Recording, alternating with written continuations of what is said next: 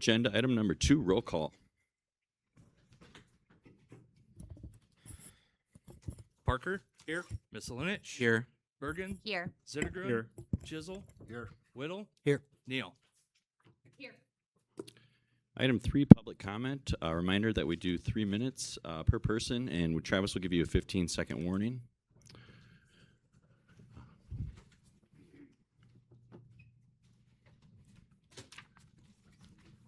Thank you.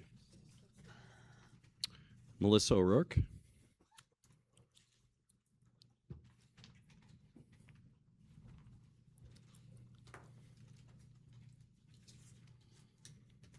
Good evening, Mayor Carlson and members of the City Council. My name is Melissa O'Rourke. 1 year ago, I gave a public comment regarding this same matter, an ill-advised ordinance proposal. I provided you with a copy of that statement. Since that time, I've been working as a volunteer attorney for Catholic Charities, Archdiocese of Dubuque, Immigration Legal Services. I've been regularly meeting with area immigrants in a parish setting to review their history and current immigration legal status and provide advice and guidance. I've been doing this kind of work for over 25 years. I formerly practiced immigration law and taught immigration law as an adjunct law school professor. The immigrants I meet with live in Winneshiek, Alameda, Clayton, and Fayette counties, and I can safely say that many of them work, shop, and seek health care and other services in the city of Decorah. In all my work with area immigrants, not a single person, nobody, has ever suggested to me that they wish the city of Decorah would pass anything like this separation ordinance. Not one person. These folks want to quietly live their lives, do good work, raise families, build community. They do not want to call attention to themselves, which is exactly what this proposed ordinance would do. In contrast, the people pushing this ordinance associate themselves with the Freedom Road Socialist Organization and carry FRSO signs at their events. The FRSO website self-describes the movement as a national organization of revolutionaries fighting for socialism in the United States. This is our general strategy for revolution in the U.S. FRSO is recruiting and building towards the creation of a new communist party based on Marxism-Leninism, end quote. I have no problem if that's what they want to do, and it's my opinion that there are people in this group who wish to make a name for themselves within the FRSO, but our area immigrant community is not asking for this. They do not want this misplaced attention directed at them. For those of us with longtime experience with immigrant communities, we want to maintain the positive professional working relationships with the Decorah Police Department, Winneshiek County Sheriff, and other stakeholders. Last year, I gave you a list of positive actions. I refer you to that list.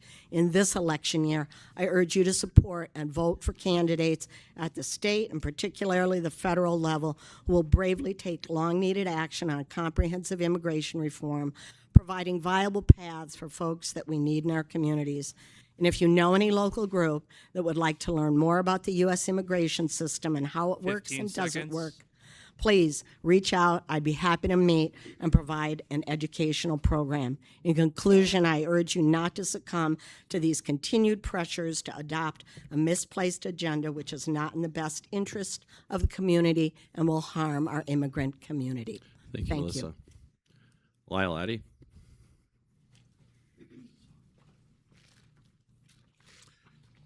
Mr. Mayor, Council, I also spoke a year ago about this very same thing.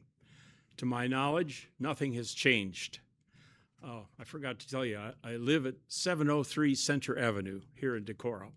I have worked with immigrants ever since I was a teacher in Postville, especially since the 2008 raid in Postville. I know they do not want to call attention to themselves. This will only hurt their life. So please do not support this ordinance. Thanks. Thank you, Lyle. Ruth Palmer.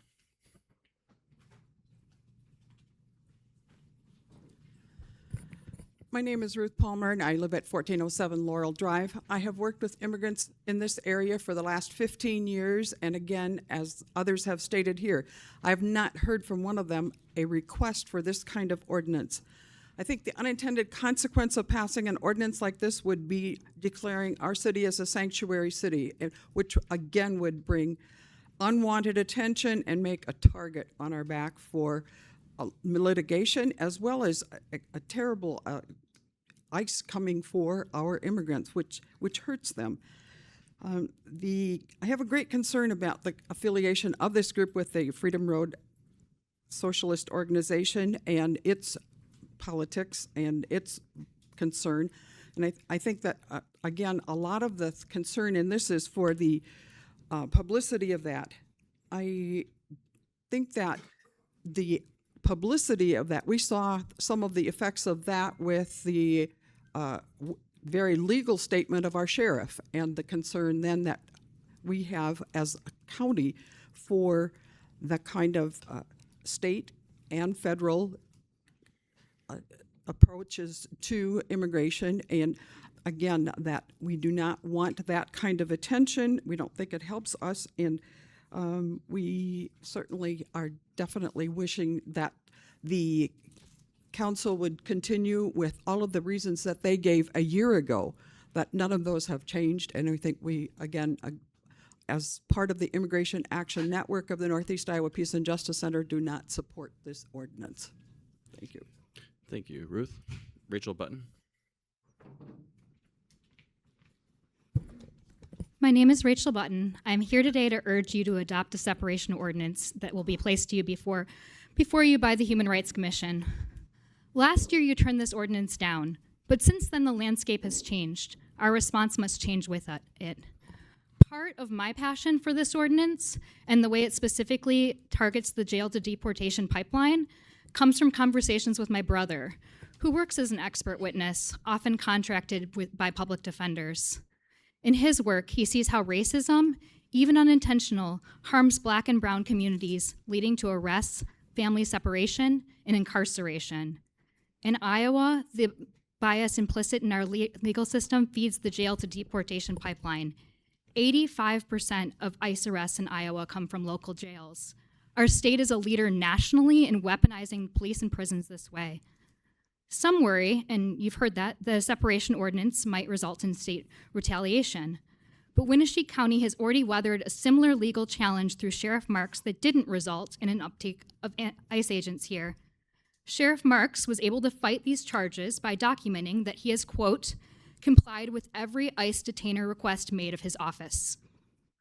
But what if this time we challenge the law by using something than our own compliance record with ICE? This ordinance doesn't end all contact with ICE, but draws boundaries. Some legal experts believe we can defend that. And you, as a council, have an opportunity to comb through it, find what parts are most adaptable, piece together how this ask, brought forth by over 500 members of our community, politically diverse, racially diverse, status diverse, and recommended by the Human Rights Commission, can be enacted by our local government. I ask you to consider this ordinance anew, not with fear, but with courage to protect everyone in Decorah. Thank you. Thank you, Rachel. Kathy Mitchell.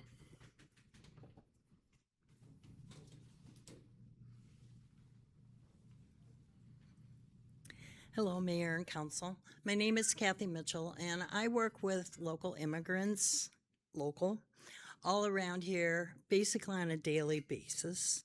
I take them to their ICE appointments in Cedar Rapids. I take them to immigration court. I take them to appointments. I take them to attorneys, appointments with attorneys.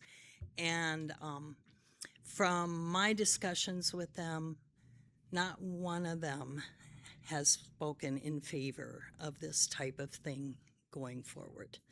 And I shared with you a lot a year ago.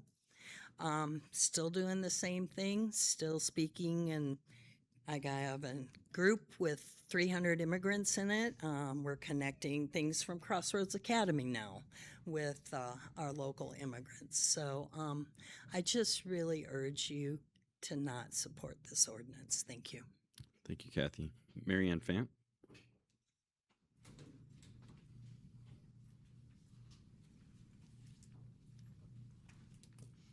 Hi, my name is Marianne Fant. I have lived in Decorah for 6 years. Today, I'm wearing a shirt from my alma mater, Ball State University, and a couple years ago, they asked me to give a commencement speech. And the commencement speech, basically the main message was that you should fall in love with your community for a variety of reasons. And so for me, it just ended up being like a big old love letter to Decorah because it taught me how to fall in love with community and what it feels like to be loudly and proudly embraced by my community and to invest in it and to be embraced back. And when I first moved to Decorah, a big part of what helped that happen for me was all of the pride flags that were everywhere. I'm a part of the queer community, and I was really afraid to move to rural Iowa and that wouldn't be the case. But not only was it just, oh, like my neighbors kind of support me, it's like, no, this whole town, like actively in their systems, in the whole town officially, like embraces and supports me. And I was rereading the speech today, and at the end of it, I say that the community I have found in Decorah makes me feel like my existence matters, that all of who I am is wanted and cared for. And so I want everyone who lives here to feel that way. And unfortunately, our state and federal government have made it very clear that the existence of our immigrant community members does not matter. And 27A also says that.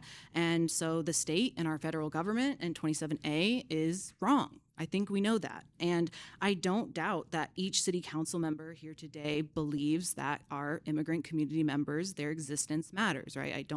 I fully believe that you all personally believe that. However, you all were also elected to city council. Thank you for your service. And I think that puts you into a position of responsibility to express our community's values through local legislation loudly and proudly.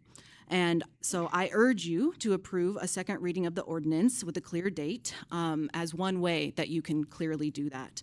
I would urge you not to shy away this time with this second opportunity, to be brave and to put up the fight for a community that says clearly immigrants belong, their existence matters, and they are cared for and wanted. Thank you. Thank you, Marianne. Gabriel Eide.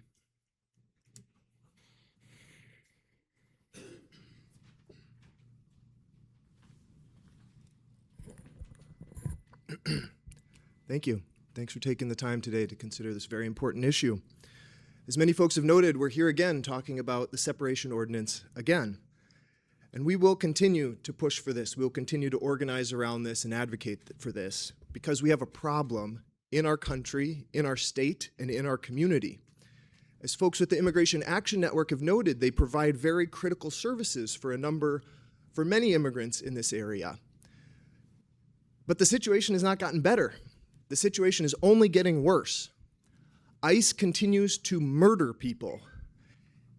And if we do not create separation, our community, our city resources, our city police will be complicit in their actions.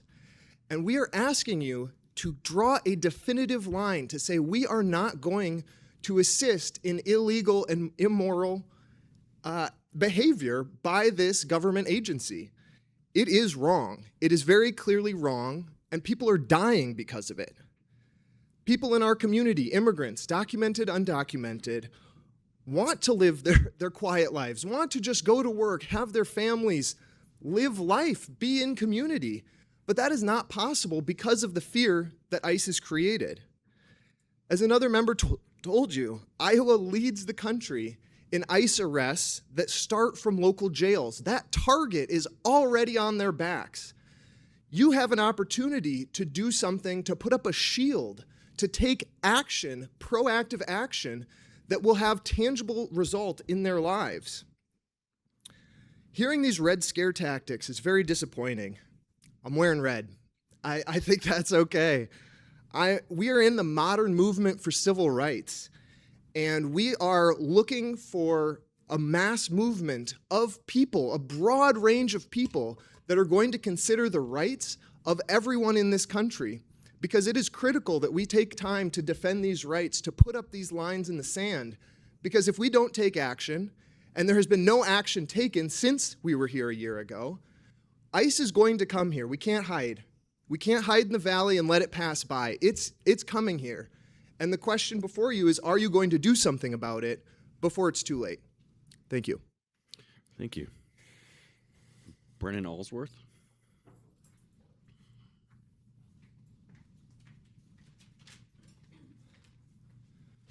Hello there. We are your constituents. We in Decorah are part of and care deeply about our community, whether you've been here several generations or if you're the first. We have put countless hours into this effort. We have gathered signatures along with this community. We have organized weekly meetings. We have stood in the freezing cold and the hot sun to help get our point across. We choose to commit our time because we believe this will make a real difference. Time we could have been spending with family and friends and relaxing, but instead we choose to put our efforts into this. And now you all have the chance to prove the rhetoric that we hear every election cycle is true, that organizing matters, engaging with city government matters, and that politics can be grassroots for all the people and not just for the wealthy donors. What you do today matters. It impacts immigrants and incarcerated individuals, but it also reveals how responsive or unresponsive our local government chooses to be. We did not elect you because your personal opinions are better than ours. We elected you to listen and to represent us. Over 500 people, along with the Human Rights Commission, have already spoken. The question now is, how will you respond? Thank you. Thank you. Joshua Rattel Khan.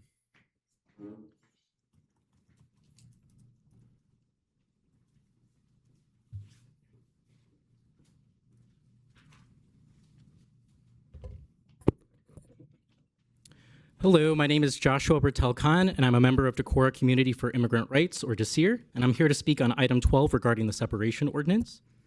On June 16th, a room full of people wearing red in support of the ordinance showed up to the Human Rights Commission Forum on Immigration and testified for an hour for why we want the city to pass the separation ordinance. We showed that 547 people signed the petition in support, and last week, the Human Rights Commission voted to recommend this ordinance to you. I am urging you to support the ordinance and move it to a second reading with a clear date. The fact of the matter is that attacks on immigrant communities continue to escalate. In 2018, Iowa passed a law, now called Chapter 27A, that the ACLU called unconstitutional. We have seen the real impacts of that law on immigrants in our state. The Prison Policy Initiative found that 85% of ICE arrests in Iowa come from our local jails, and that is compared to a 48% national average. Those statistics are not an accident. That is an intentional infrastructure built to target immigrants in ways that communities are not paying attention to. Decorah is not exempt from this. We understand that this ordinance may conflict with state law. We are asking you to pass it anyways because we believe that this law is unjust, and we believe that this community has a responsibility to say so loud and clear. The previous comments that speakers made about Freedom Road Socialist Organization and accusing all of our members of being a part of it and the like is McCarthyism in its modern day. Stopping ICE does not require any belief about socialism, just that ICE needs to go. It sounds like Trump calling every social movement socialism, and at a time when this administration is actively attacking advocates who are fighting against ICE, I find these comments dangerous and very disappointing. Now, I understand the argument that people believe that this ordinance would put a target on Decorah. However, that silence has never kept anyone safe. ICE already knows where immigrants are, and the question is not whether they can find people. The question is whether Decorah is going to help them do it. When a city passes an ordinance like this one, it sends a message to every immigrant family in Decorah that this community has their back, and I find that as not a target, but a shield. When the federal government sued Boston over its sanctuary city policies and threatened hundreds of millions of dollars in pulled federal funding, Boston did not back down. They fought back, and in May of this year, a federal judge dismissed the case. That is what it looks like when a local government decides to fight for its community. And that's what I want to see here in Decorah. I want to see a city council that will fight. When the state threatens to cut funding, I want you to fight that too. This community fought for Sheriff Marks when the state came after him, and I believe that we can do it 15 again. seconds. If we don't fight back, the state will keep using these threats to oppress communities like ours. The threat of retaliation only works if we let it. Decorah can be the city that says no, and it says that we'll not be intimidated into abandoning our community. The Human Rights Commission did its job, and now it's your turn. Thank you. Thank you. Melissa Cook.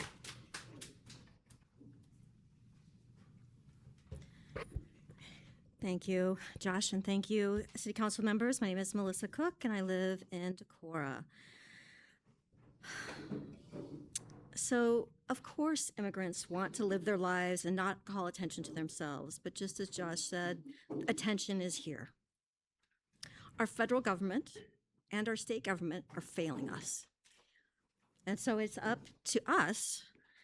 It's going to take communities like Minneapolis, like Boston, like Chicago, and Decorah standing up to the violation of human rights. ICE is not a legal organization right now. These are thugs walking around. It's up to us to say what's allowed and what the law is, because the federal government and the state government aren't doing their jobs.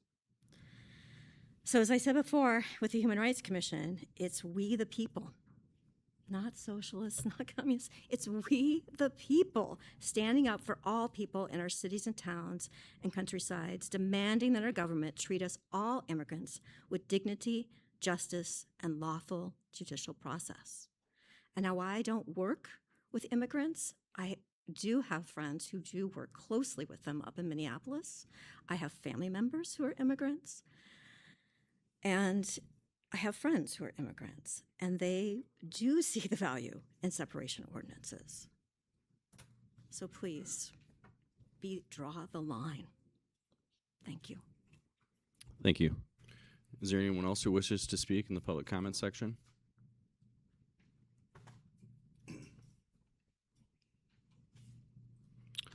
We'll move on to item.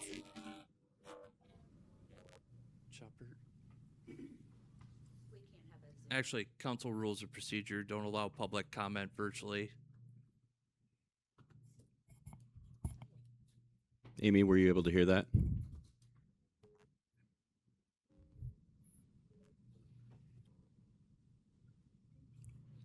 Council rules of procedure that I can't. What's the approved date on right there?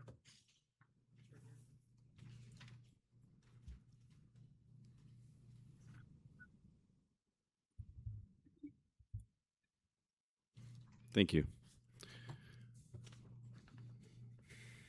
Moving on to item 4, update on pavilion project from Jim Fritz.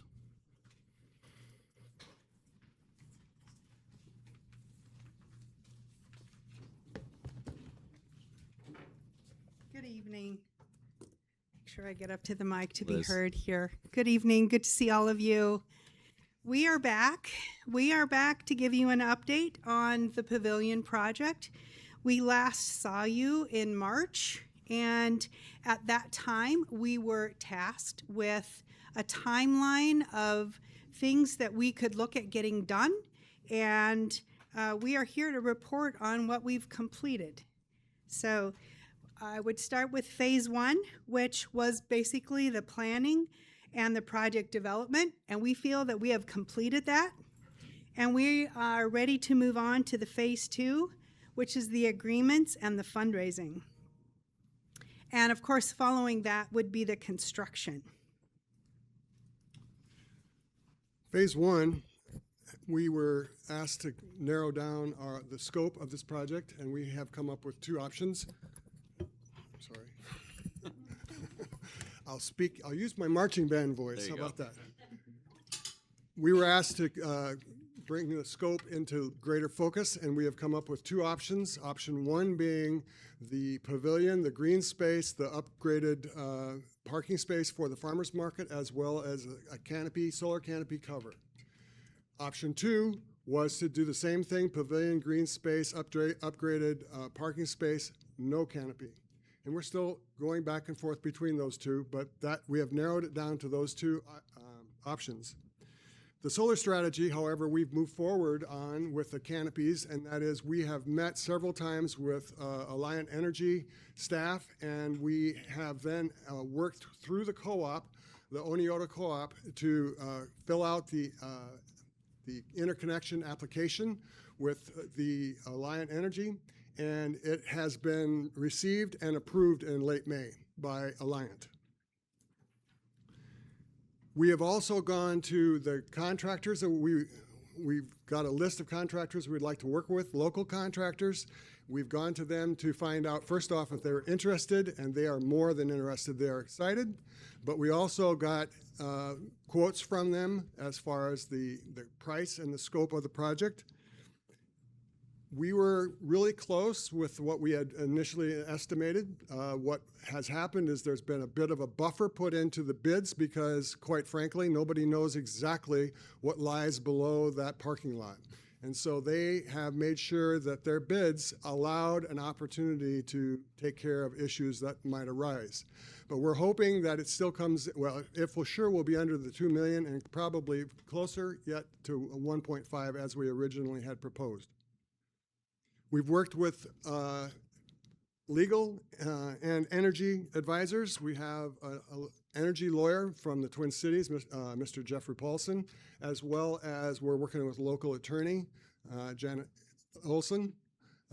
And we have also worked with energy advisors locally, Paul Cutting with the Winneshiek Energy District, as well as Jim Martin Schramm, who is on the city's Sustainability Commission. We've reached out to what we feel is the major stakeholders that might be interested. We know there are probably more, but we've been talking with the Farmers Market, the Park and Rec Board, Betterment, Decorah Chamber, Nordic Fest Board, New Miniwa Players, Winneshiek Development, Community Foundation of Northeast Iowa, and the Oneota Co-op. And we've received a lot of enthusiasm by all the visits that we've had from those organizations. One of the things that was mentioned at the last time we were before you was making sure that the sustainability went forward, that not only was the initial build done with private money, but it didn't require the city to invest a great deal of funds into the long-term maintenance of the facility. We spoke with Mark Holtley and got some ideas, worked through a budget that we've created for that, exactly that problem, that maintenance issues. And we've also come up with ways to be able to fund that through solar income, through user fees, and as well as endowment money. We've worked with the financial partnership. The structure for that, as I said, Jenna Olson is working with us to create a 501c3 as soon as we receive approval. And we have also contacted the Community Foundation to work with them.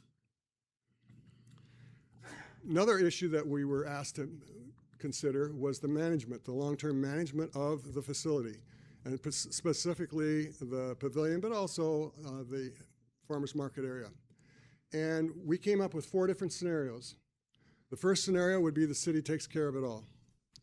The second scenario was the 501c3 takes care of it all.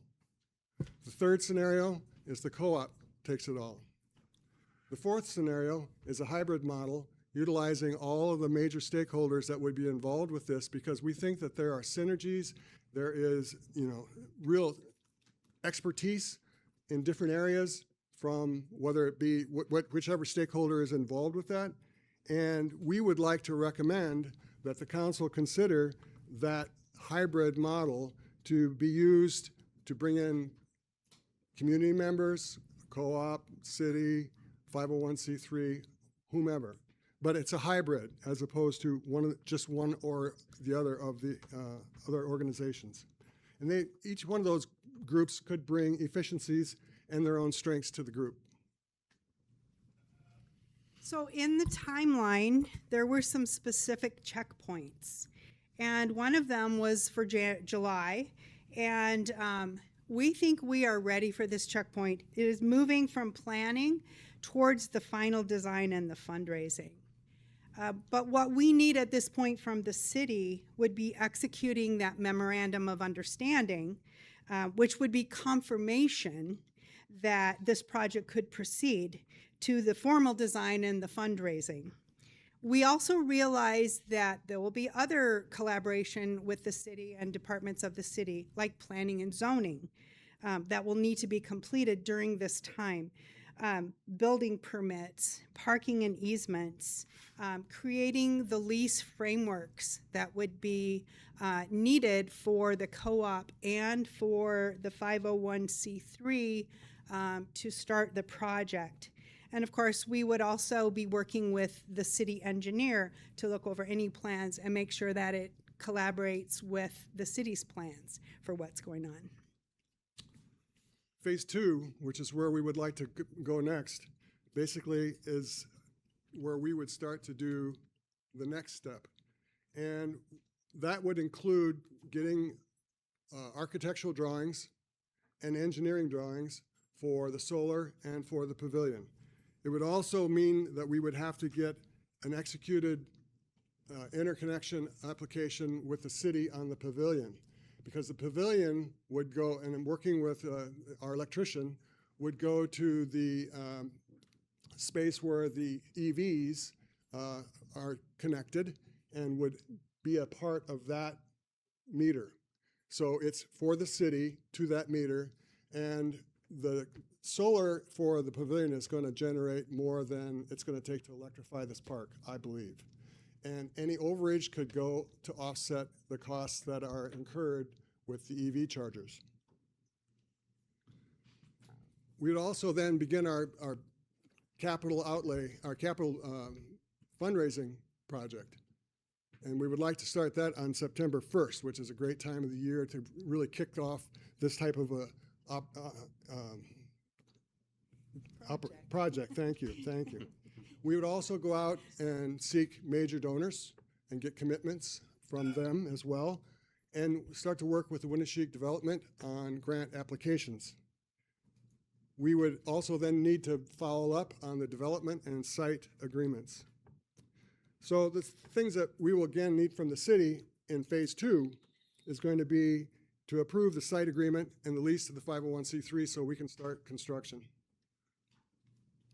It would also be required to approve the development agreement outlining how the different roles for management, maintenance, et cetera. And of course, would need assistance in the interconnection application with Alliant Energy. The second checkpoint that was listed on the timeline that was given was in the fall of 2026. And basically that kind of said, by the time we get here, let's have a site agreement that we've already executed. Let's have our campaign for fundraising and our pledges in place. And let's have a construction schedule that we've been approved. Also in that area, there was a critical deadline that was mentioned, and that was a former deadline now of July 4th, 2026. We had some conversations around that. That deadline gave us an IRS safe harbor clause, which allowed the project to extend all the way to 2030.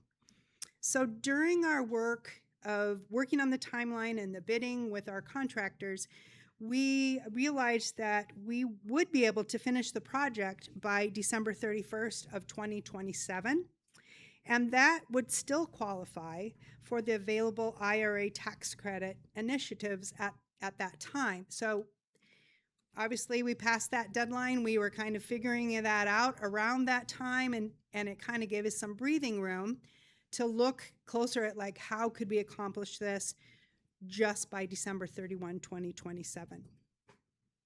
So if we could summarize the project schedule that we were given back in March. Phase 1, which we feel that we have completed, we just need now the MOU, which would be part of that phase 1. And then phase 2 would be the final design, architectural, engineering, and so on, the agreements for leasing and so on. and then the capital fundraising project. In the fall of 2026, we would also like to consider initial start on some construction. If the solar canopies, if we go with option 1, require some very large concrete footers. And we have been encouraged to make sure that those footers have a long time to cure. And that would give them the whole winter to cure so that they are ready to have the canopies installed on them. Phase 3 would be in the spring as soon as weather allows for construction to begin again. And phase 4 would be to have the farmers market canopies, which is option 1, completed by June 30th of 2027. That is a requirement by Alliant Energy. We must have that group of solar connected at that time, or that application is null and void. In September of 2027, the same thing would be necessary for the pavilion solar to be commissioned and ready to go. And finally, we would finish the project by December 31st of 2027. That is the deadline for being able to do it without safe harbor. So we can extend past that and still be able to receive the 30% IRA credits. So what we've shared tonight is based on our goals and the project schedule that you shared with us and we're sharing back to you tonight. We would really like to move forward at this point with the creation of the MOU, Memorandum of Understanding. So at this point, we are asking that we be placed on the August 2 council meeting as an actionable item that allows the creation of a Memorandum of Understanding. Once that is completed, we would be able to begin fundraising, get more detailed architectural drawings, get more of the details that we have been requested to have before we can move forward. And some of those deadlines we really hope to get started by September 1. So thank you again for your time tonight. Thank you to the subcommittee members who have also been meeting with us during this time. And are there any questions that you have of us? Council? Just a quick one. I really appreciate your directly addressing some of the concerns that we raised and specifically that I raised at our last conversation and in private conversations before that. I genuinely am grateful. And I would even like more specificity. You mentioned in your sort of notes that I saw a budget that sort of demonstrates income and how the cash flow works. I'd be really grateful if you would share that with me for my perusal and understanding. Sure. Would you like to do that at a, I'm not at, this is not at the time maybe, Just, but. I think we should send an email and let's set up a conversation. Yeah, we I'm can very interested in the certainly do that. finances. And this is just something I'm going to say fairly often as we continue down this road to my colleagues on the council and to you and to members of the community.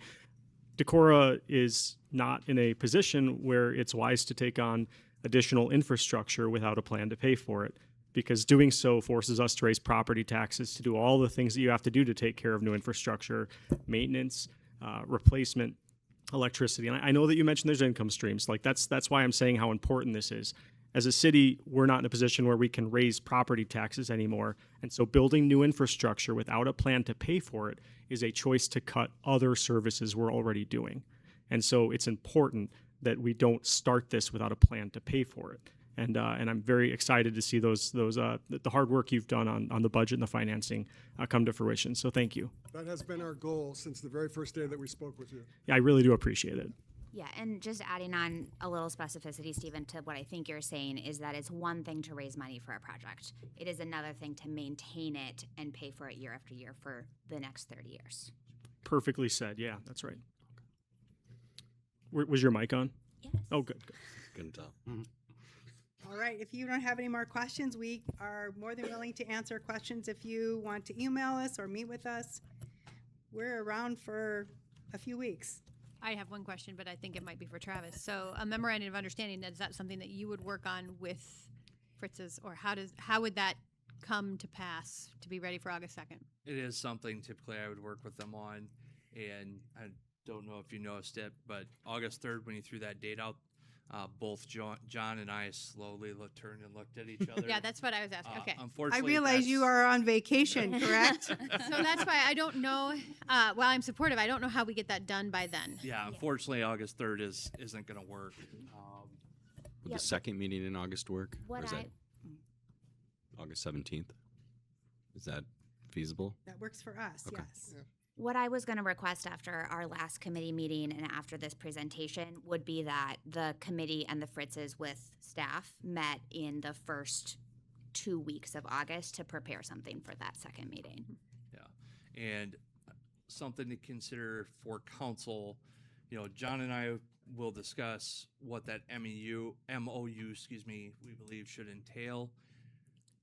I know Councilmember Zittergruen talks about the finances, ongoing reoccurring costs. I think there's a couple other things that we need to make sure we talk about this hybrid option 4. That really should be spelled out in the MOU. And we'll have to also be clear when we've done MOUs in the past, we'll have to be specific that these are non-binding and we can't do binding because if it involves property, which is likely will, the city has to hold a public hearing first, planning and zoning has to weigh in. If parks, if it's our operation on the park side, park board weighs in. So there is a process. So just another thing to keep in mind as far as this MOU goes. And the only thing I want to say, I'm supportive of the project, and I'm sorry that I have not been, I'll say to my comments later, able to meet the committee requirements. So if you want to appoint somebody else, you can, but I just have some personal things going on that are taking my time up right now. But I do, given that we do have a bond, most likely in November, every piece ever written about this, I hope it is very well articulated that this would be a fundraised, non-taxing, not supported by the Decorah City taxpayers initiative, because I really don't want any competing ideas in people's mind that somehow Decorah is doing this and we're doing that, and so the more that this is like a group of interested citizens are doing this and we are supportive, as opposed to the city of Decorah is launching this initiative because we do have a fire station to build. Again, that's the way it's been for us since the very first presentation. And I'll keep saying it only because you have to repeat something over and over and over again before people will believe it, even if it's a lie. So I hope the media picks up on it. Yeah, no, I totally. I just want to also just commend Fritz's for the amount of work that they've been putting into this, and it's just so much, and they have been very diligent about paying for it without city. There's a lot of this that I still have yet to understand as far as all of the zoning necessary and there's a lot of things going on with this, but I'm excited about the potential for what it could be in our community, and I have full faith in what Fritz's are doing because they've been putting in so much work on it, and I'm excited to see if we can make it a reality. And I understand that there's a lot of moving parts to this, but I would like to see it happen. So, thank you. And thanks, Cody, for thanking you guys because you've done tremendous work. So much appreciated. Absolutely. Thank you, Jim. I got one question real quick. I think there was a question that was last time about the farmers markets input in this. Is there been communication as far as the farmers markets? Yes, we thought met about all of that. First, we met with Kristen Egan, who is their manager, and then we met with their board, and they gave us, their concerns and how many spaces they require. They helped with the design of the site. Yeah, and they're excited about it. I think just knowing that they could actually walk across the parking lot without tripping over a bad part in the pavement would keep them happy. But there's more to it than that, obviously. Any other questions, concerns? Thank you for your diligence. Appreciate that. And thanks for all the work you put in. Thank you. Thank you, Jim and Liz. Item 5, city manager, department head, and council updates. I've got 2 that I'll give and then turn it over to others for department heads. So code enforcement official, building inspector, as the council remembers, we talked about and issued an RFQ for trying to contract out the building inspection side of that position that was in-house. The thought being if we can contract out those services, then the other components of what that position entailed could also be contracted out. Those were a little bit easier to achieve. We received one response from the solicitation from the RFQ. It's not going to work out. I gave that information to council as far as how that went. Did have another that followed up afterwards. Then after a sit down, had a good conversation, withdrew, made reference to, but if this is a city position, I'd be interested, which was actually reiterated a couple of times through some people come and talk to me. So last week did publish that in the newspaper. It is on our city website as well. Actually already have one of those individuals that met with me ahead of time when we posted it as a contract, as a 1099. We already have one submittal as an application that well-qualified individual. So this position will essentially be what Greg was hired to do from the onset as well. So it will encompass all of those things that we talked about potentially contracting out. In addition, well, somewhat related, not quite, but the HVAC is actually holding pretty well in this room compared to usually when we get this number of people and this type of weather. But we can't say the same for the Park Rec office. If Mark's looking a little peaked, his went out, his rooftop unit, so his is holding about 90 degrees right now. And so that is a full replacement that council may see that come in front of them for consideration here in the next council meeting. With that, Carrie, do you want to go? Yeah, I wanted to give council an update on the utility billing. We go monthly. The first bill for the whole city will go out the beginning of August. The last few weeks, we've had a lot of phone calls, which has been great because we're using it to educate everyone, answering their questions. We even have people bringing their electronics down and helping them set up. And we will continue doing that.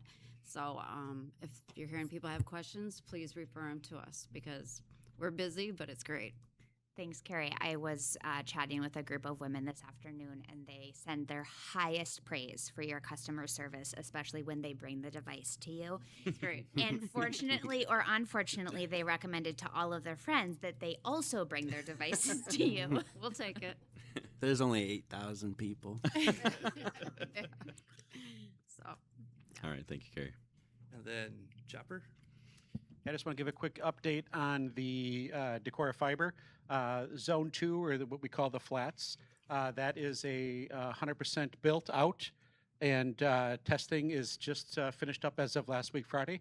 We're waiting for electronics to show up, scheduled to be this week.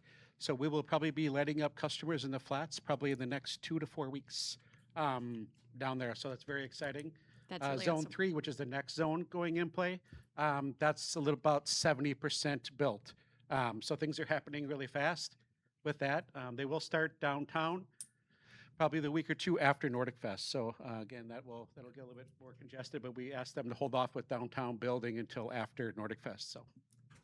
So for those that called and asked if we could put any more orange cones in the right of way, the answer is yes, we can, and we will after Nordic Fest. We should turn them all into gnomes. For order. Just think back to all the. I don't think DOT approves of that.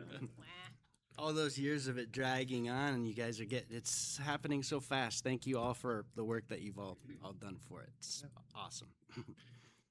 Any other department heads? No? Council? I have a couple questions for Travis. Is Yeah, that okay? absolutely. Travis, can you provide any update about where we are in the process for City Hall and fire plans? Mm-hmm. Yes. So actually, I didn't know if Mayor Carlson was going to comment on that. We met with a couple members of the Rural Fire Trustees. Their annual meeting is within the next week or two, I believe. And so the intent is that they will have their discussion as a full group and approve what their contribution to the project will be. We do expect ballot language to be in front of council for consideration at the August 3rd meeting in hopes that Rural Fires had a chance to have that meeting and say what their amount they're going to contribute to the project is. It's a very productive Very conversation. productive Yeah. meeting. It went very well. Very well. Okay, great. And so along with when we have that information, we would see updated or like the finalized plans tweaked from last time. Correct. Yep. Okay, thank you. And then the other thing that I've tracking in notes is that we have been waiting to issue a building permit for the school, and I'm wondering if there is any update on progress if the school has met the requirements for us to issue that permit. So they haven't met all of them to issue the permit. The state fire marshal's office has not responded to their response to the school's filing back in February. So the school provided a response to the state fire marshal's office on their building plans back in February. The state hasn't responded. So what I required from the school to not do a completely shut everything down, they do want to move forward with putting the walls up. Again, no building permit's been issued, and we've talked about this where the foundation, we do issue foundation permits, we call them, on occasion, and that's all they have at this point. But as far as the walls to go up, so these are precast concrete panels, and to ensure that if the state fire marshal's office does not agree with the school's response provided in February, that the school can still modify the panels on site to meet the fire marshal's office's requirements. I instructed the only way that I'd let them move forward was if they had a third party review the report from the state fire marshal's office and their plans, the school's plans, and tell me that they can amend in the field and not have to undo anything to comply with the fire marshal's office. At what point can they not build without a building permit? Like what? Walls are probably the extent of it. So no roof, no anything else. I am not comfortable them putting up walls without a building permit. I'll just say it out loud. But it's not on council tonight. I just don't think we'd allow any other entity to do that. So. Yep. Staff has certainly done anything and everything we can to keep that project moving. Yeah, and I think thank you, Travis, for being detailed in that update. It is unfortunate for everyone that the state and the school is still going back and forth, and that fire plan hasn't been approved. And so I just wanted to say thank you to staff for putting in the time and the energy and the ingenuity of figuring out how we can be a partner with our fellow governing body and help them get a new school that we all want. So thank you. Any other council members have an update? I want to give a personal update.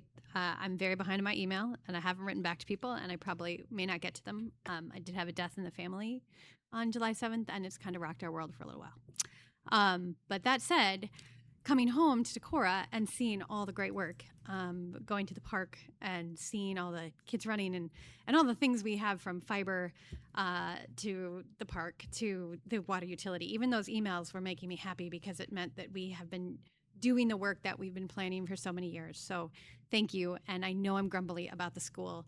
I do have a hard time with trust. It's not about our staff. And I do believe, thank you, Johanna, for being so much more graceful than I am, that we are doing everything possible to help them. But at some point, I do urge the school to call the state and say, we need this now. So.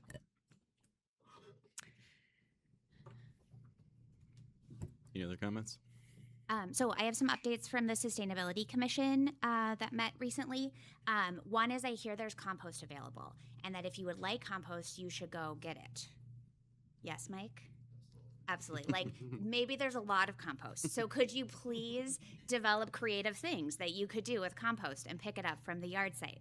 And then thanks to staff, the commission was overjoyed with the treatment and the information that you shared with them in touring the yard site. So thank you. For council, the small subcommittee that's meeting on the incentive matrix to help council make decisions in line with our sustainability goals for future housing development incentivization. We're meeting again in early mid-August, so that is in your email as the current draft. We've gotten more feedback, but there hasn't been like an edited revision. So if you do plan to look at that, just flag me and I'll make sure I bug you until I hear what you have to say about it before that meeting. And then just a shout out, Scott, if you'd pass it along to the department, just for our police department and your continual role in community safety, especially in a town that feels like this month should be full of multi-day celebrations where thousands of people come to visit our community, and appreciated hearing and seeing the Fair Report Week went well, and thanking you all in advance for the demands Nordic Fest puts on the plate. And then my shout out and thanks and gratitude for being in this Decorah, similar to Emily, is driving into the valley and being like, holy cow, in just a few days, the people that live here are going to throw a massive 3-day party, and we are going to have too many restaurants open in tiny booths all over the town, and we will be making lefse, and we will be selling t-shirts, and we will be doing all of these things, and I just am overwhelmed with the joy that we can have a community with this many people willing to volunteer that many hours to fest together. So just feeling joy in being part of all of this.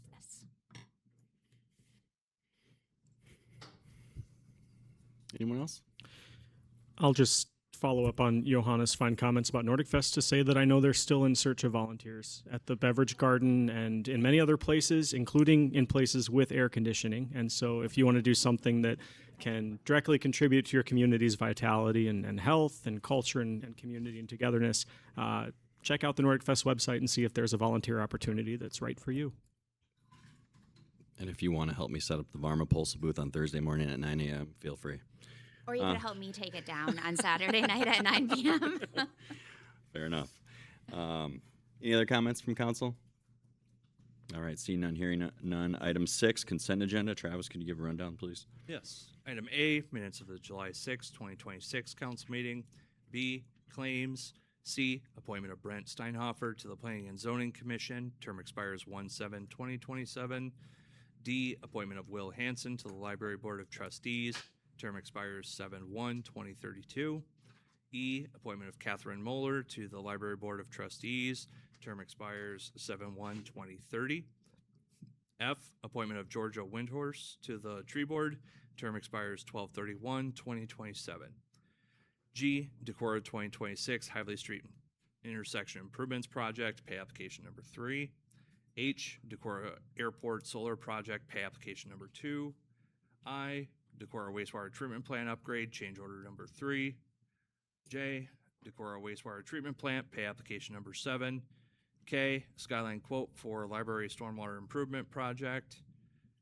L, new device retailer license, Decorah Mart.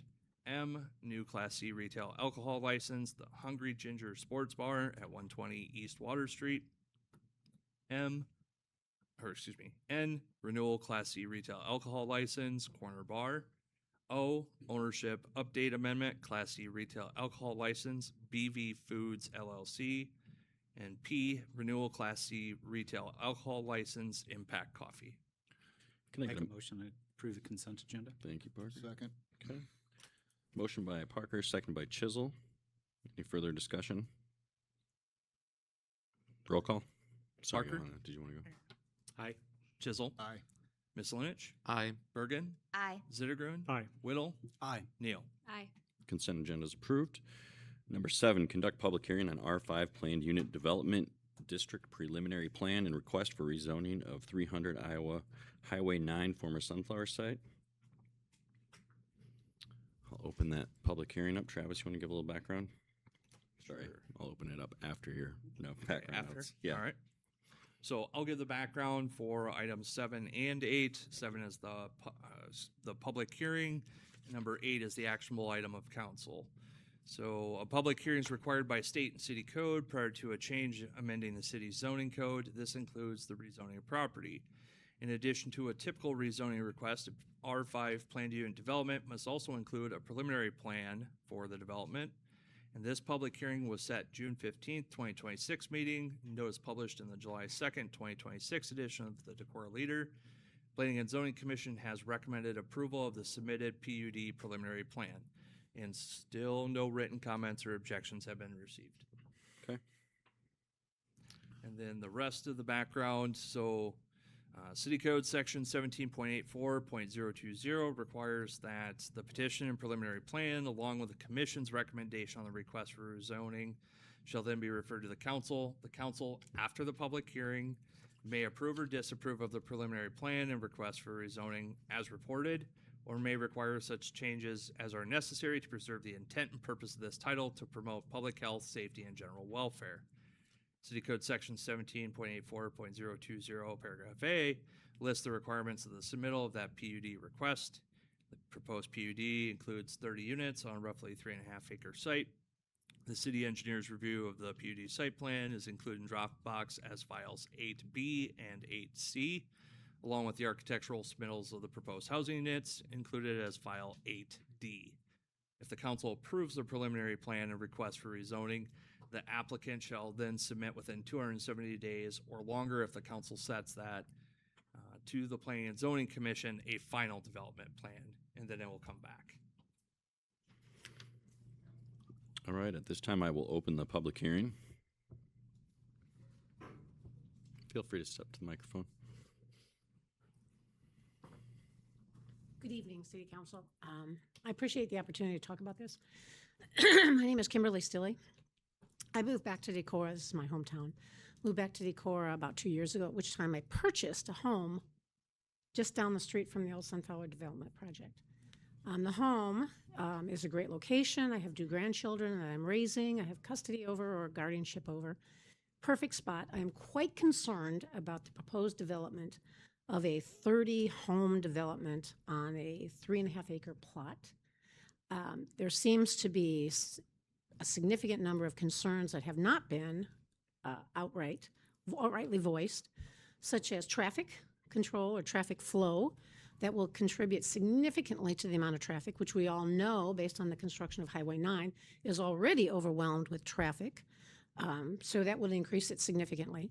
The proposed development does not allow, as far as I can tell, though I have not seen a plan or a plot map, which I would very much like to see, for green spaces or location for family development is what I understand. The homes, I'm concerned about the setbacks, the property devaluing. I purchased property in that area purposely for my family, which was appropriate at the time. My son and his 2 children live with us, as well as my husband. Such a development, I feel, could add significantly to a devaluing of our property. I didn't purchase that to have it pulled out from under me. I'm also concerned with the promise that I have read in the Decorah Leader of economic development and jobs. I don't see how the development of 30 houses or residential living on a 3.5 acre property is going to contribute significantly to job development, nor do I see how there's a promise of economic development. How would those houses contribute significantly to the development of Decorah, which I truly love, otherwise I would not have moved back here. I find it a very welcoming community, though this is quite concerning to me that the City Council would even entertain an idea that such a development would be of value to the City of Decorah and truly contribute to the development and job market, which is of great concern to me as well. So thank you very much for the opportunity. There are several things that I'm interested in following, and I will be at the open hearing, such as how it will contribute to job growth, how it will contribute to economic development. I would like to see the property development maps, the plot maps, the setbacks, and how the development will comply with building codes that are currently in place, because I just don't see how that will take place. There was also a statement made in the letter that the property owners along that line, there's only 5 of us, were queried as to whether or not the property development would be of any concern to us. I was never queried, and nor do I think any of my neighbors were queried. So I'm quite concerned with who was concerned, who was queried, who was asked, other than community members who don't really know that location or that property, those properties that are back there. I can tell you, having moved there just 2 years ago and having a significant number of contractors there, very few people in Decorah know of the existence of those properties. In fact, even contractors that I have brought forth go to the cemetery, Phelps Cemetery, looking for a property. So it is not an area that is widely known or widespread across the community in terms of how the development will impact the city. So thank you very much for the opportunity. I appreciate the opportunity to come forward and bring forth some of these concerns. And I have several others, but those are just a few that come to my mind. Thank you. Thank you. Is there anyone else who wishes to speak on the matter?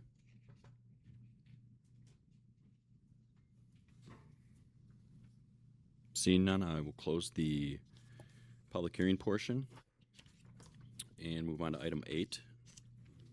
Item 8, consider resolution approving R5 planned unit development district preliminary plan and request for rezoning of 300 Highway 9, former sunflower site.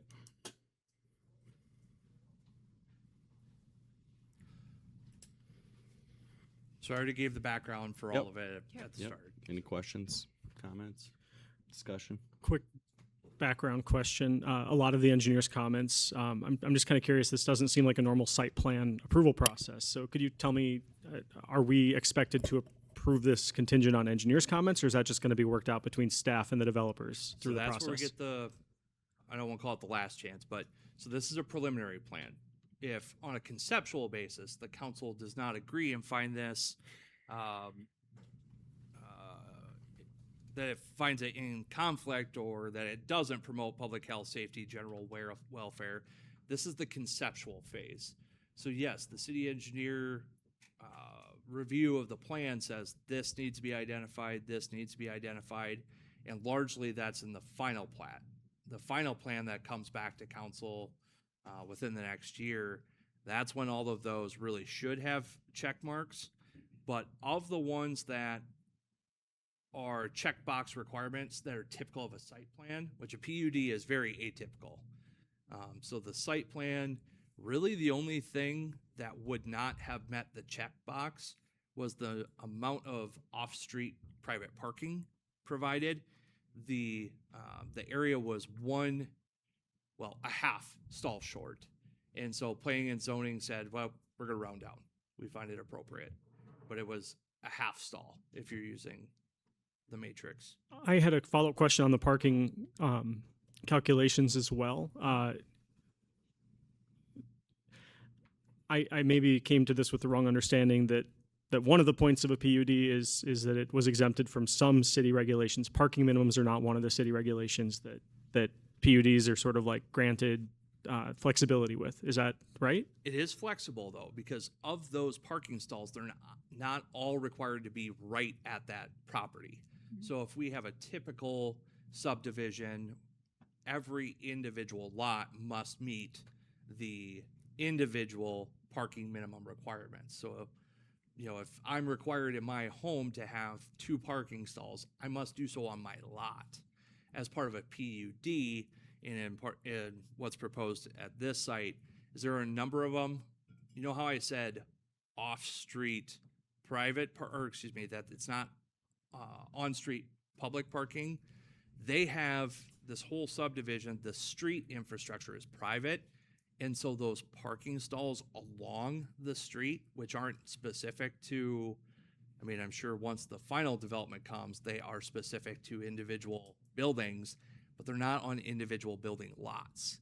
So they could, in theory, put a parking lot on one end and all the homes on the other, and as long as the numbers correlate, that's the flexibility on a PUD.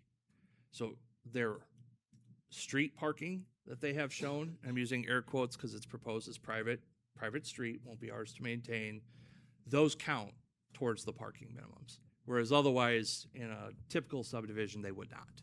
Thank you. Yep. I do want to address some of the concerns brought before us in this time, and as I see them. One, I think, from what I've seen and believe, the intent for this property is very family-centric. And when you ask about workforce and how does this contribute to Decorah, in my 6 years on council, the number one issue we face is not enough housing in our community. And not enough housing in our community means people turn down jobs. And when people turn down jobs, companies don't have anyone to work. And when companies don't have anyone to work, where to work, they leave. So housing, like childcare, to me, are the two arms that feed into workforce development. If there is no childcare and there is no housing, then we do not have the necessary infrastructure to create jobs and growth in our community. I think that this plan is really innovative in thinking about how do we develop Decorah in a manner that is family-centric, that allows people to come and live here and work here, play here, and then also change houses when they have grown and are ready. So I really appreciate the innovation in this. And then the other concern that I just want to quickly address in terms of traffic. We are talking about replacing what was once a child care center with hundreds of families coming back and forth every day to that area to houses where 30 people will raise their families. So I think that in terms of how I feel about traffic in the area, it is consistent with what was there and probably will be less than what was there as far as traffic concerns. So I'm really excited about this, and I can't thank the city and Wenatchee County Development and Jobs and everyone for sort of the innovation in this, and I really appreciate it. And I think for us to look at housing innovatively, this is our first step. So, Mayor, I move the resolution. Okay.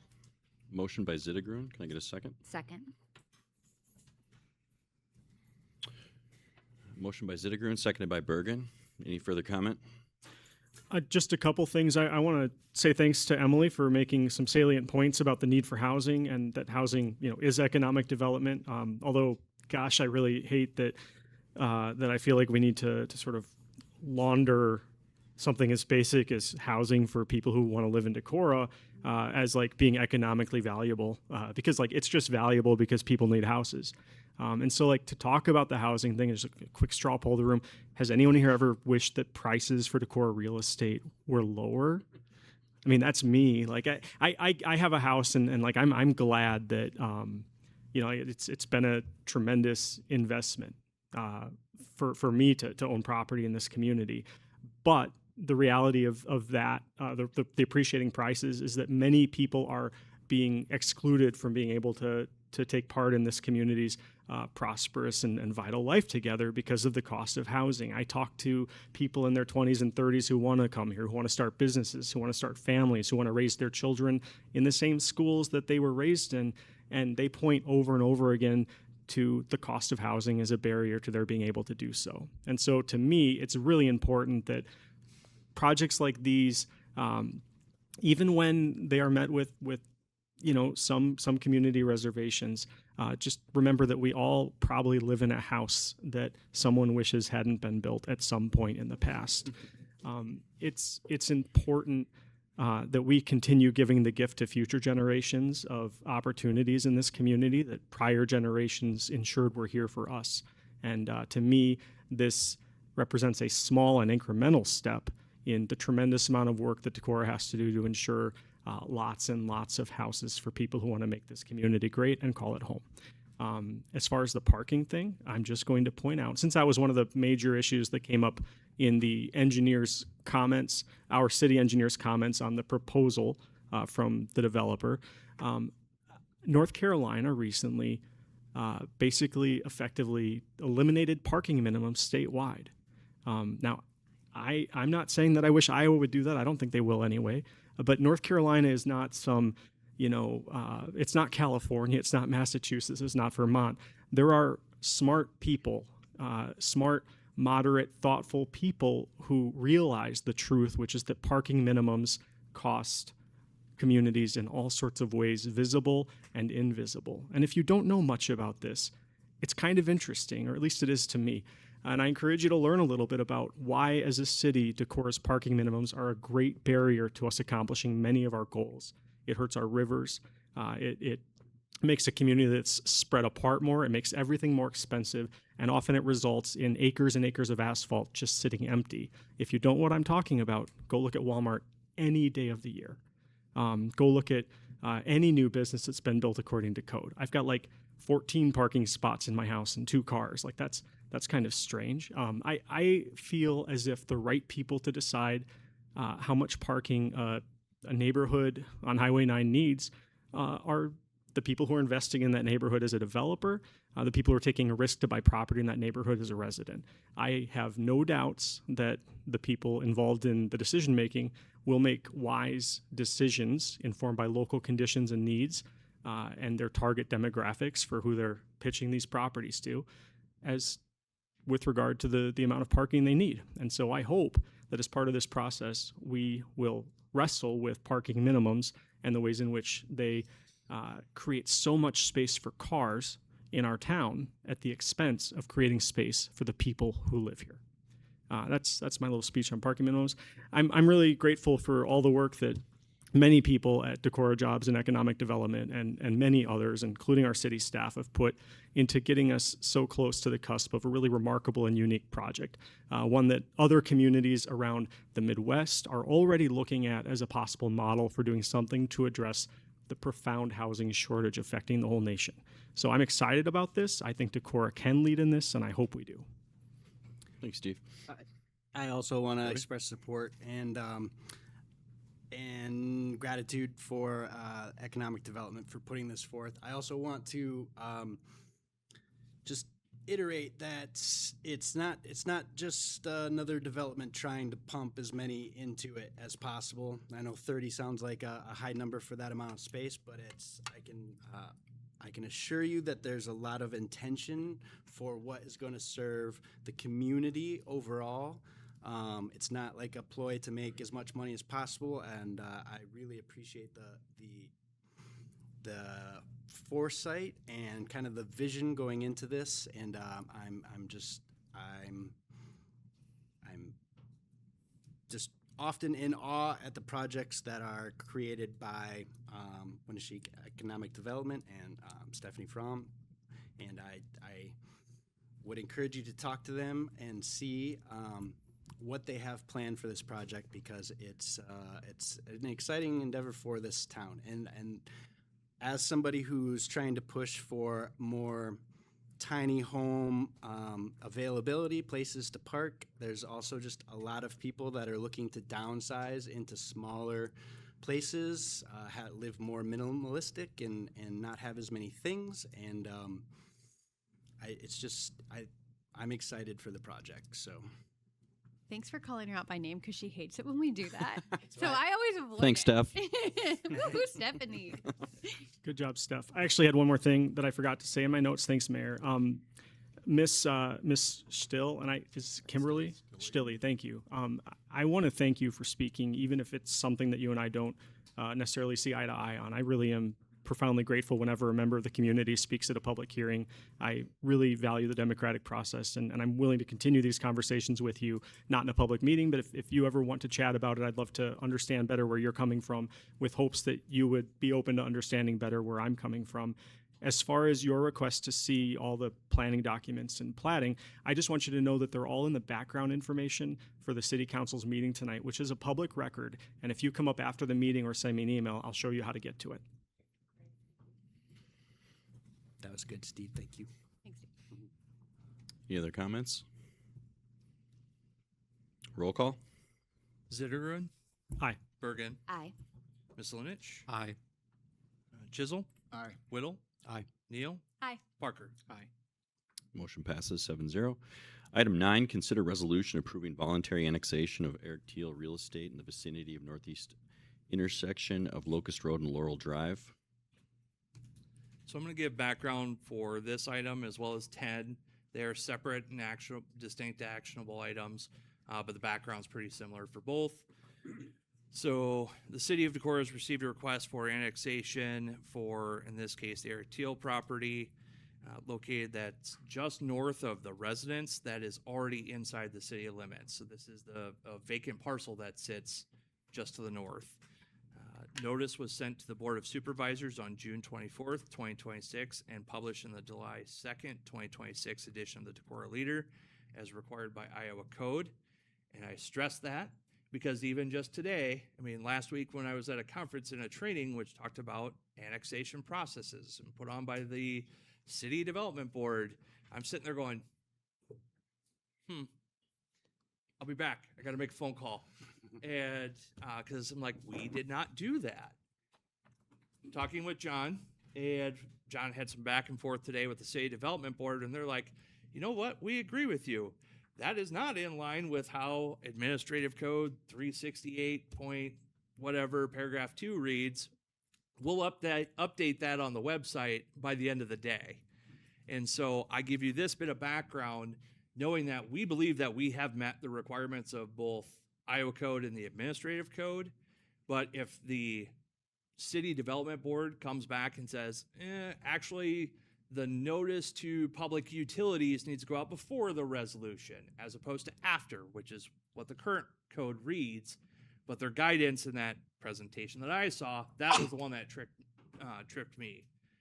So anyway, know that if something comes up, we've had those conversations with the City Review Board to the point they've changed their own guidance today. Appreciate that, Travis. Yep. Any questions to Travis? Conversation with regards to this one? Motion? I'd move for approval of the annexation. I'll second. All right. Motion by Chisel, seconded by Masilinich. Any further discussion? Seeing none, hearing none. Roll call. Chisel? Aye. Misilinich? Aye. Bergen? Aye. Sittergruen? Aye. Whittle? Aye. Neal? Aye. Parker? Aye. All right, motion passes unanimously. Item 10, consider resolution approving voluntary annexation of Tom Mossman Construction, Inc., real estate in the vicinity of southeast of intersection of Locust Road and Middle Hesper Road. I think Travis gave us So it's the same exact same thing. background, Yeah. just the different property. This is associated with the Mossman second subdivision that the council, or excuse me, that the Planning and Zoning Commission has already approved contingent upon annexation. Now, this is what phase 1 of the preliminary plan that the council's also talked about a development agreement in the proposed area. It has to be annexed into the city limits before we can move forward on establishing an urban renewal area, which is again required for a development agreement. I will admit we are in a weird period where the state of Iowa just changed the law, where we have oddly conflicting dates that we need to get this done by January 1st. Otherwise, it completely changes the finance model that's been previously discussed. But there is an advantage to this window. Post May 28th or whenever it went into effect, the city of Decorah, this particular market rate is no longer subject to an LMI. This was also part of this conference, yes, last week. The LMI component that we had talked about applying for the waivers so that we could pay for water infrastructure improvements, no longer required by Iowa law. And this subdivision can now go, this development agreement can extend for 23 years, which before was limited to 10 years plus the TIF LMI set aside that we were going to request a variance waiver from. Can you say the LMI thing again? Yes. So TIF LMI set aside, which historically the percentage of those that make 80% of the county medium and below, the city's equivalent percentage, that revenue is supposed to be skimmed off the top and set aside for projects that benefit those of low, moderate income. That's the end of the defined use. Like, they don't say what those are. It's just you use them on projects that benefit those of low, moderate income. That is no longer a requirement under Iowa code. And it also extends, and this is largely because of the state legislature talking about how, we're talking about in Decorah and housing availability and everybody's housing shortage.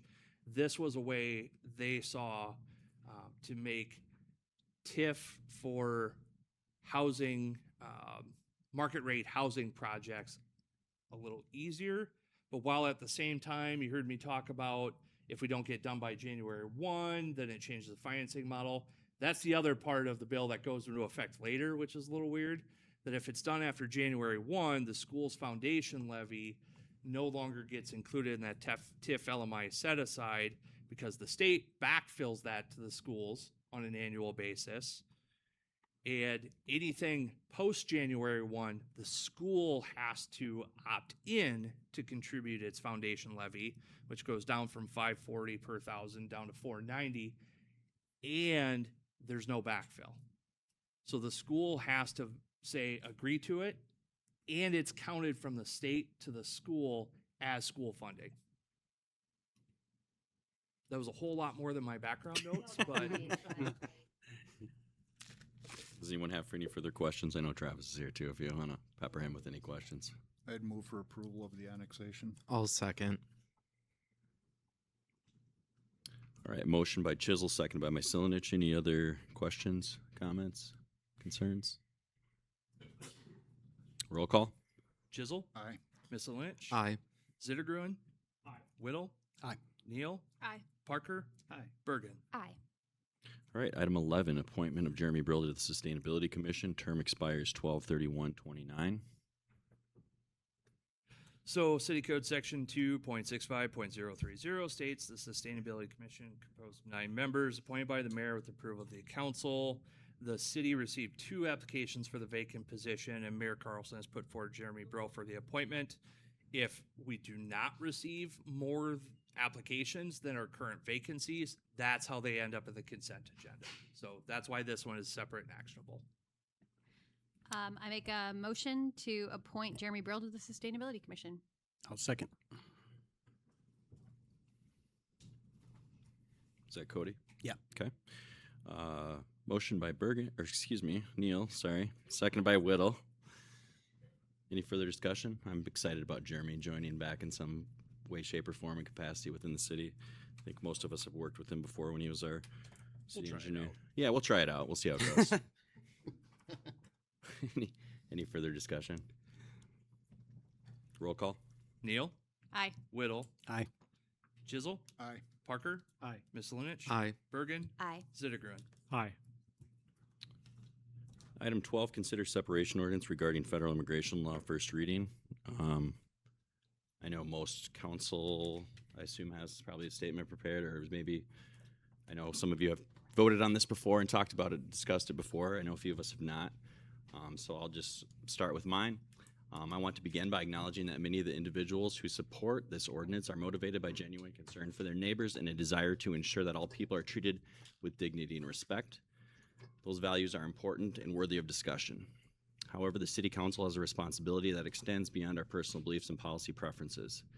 We are elected to govern within the framework of the law and to uphold the oath we took upon taking office. The ordinance before us would place the City of Decorah in direct conflict with state law. I do not believe it is appropriate for this council to knowingly violate state law or in an attempt to challenge it, provoke litigation, or invite the state to take action against our community. Such a course of action could jeopardize critical funding and resources that all of our residents rely upon every day. If those resources are withheld, it would be our constituents who would bear the consequences through reduced services and increased uncertainty.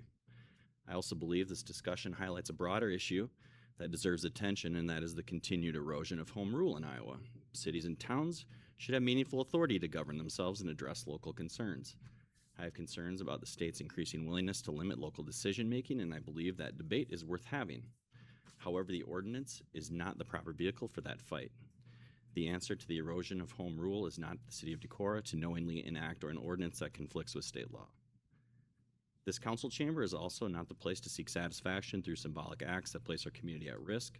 While the cause may be admirable, we are confined by the laws we are sworn to uphold.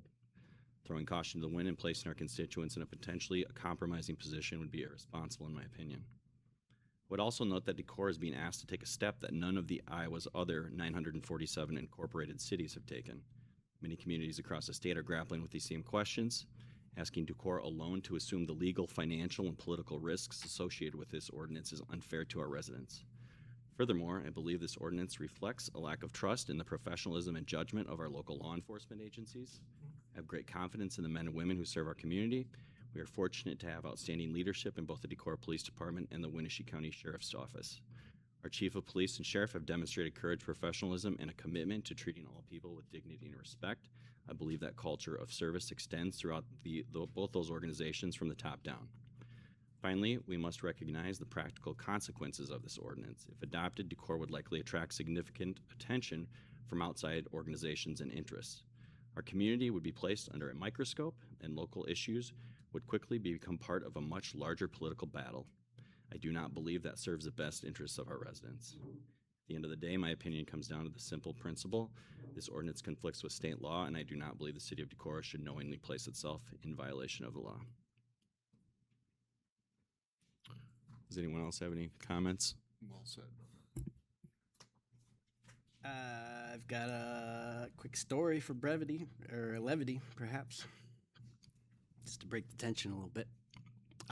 When I was 19 years old, I was working at the Collins Road Applebee's in Marion, Iowa. I was saving up money to move to California, and to help maintain financial stability in my transition from Iowa to California, I put in a request for transfer to the Ventura, California location, and moved shortly after it was accepted.